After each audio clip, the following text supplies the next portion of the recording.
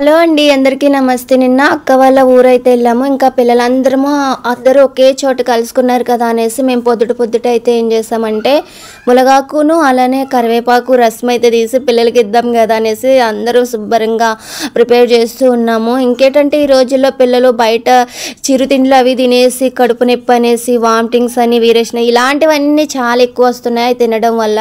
కానీ మనం వారంలో ఒక్కసారైనా ఈ మునగాకు రసం ఇవ్వడం వల్ల చాలా చాలా బెనిఫిట్స్ ఉంటాయి.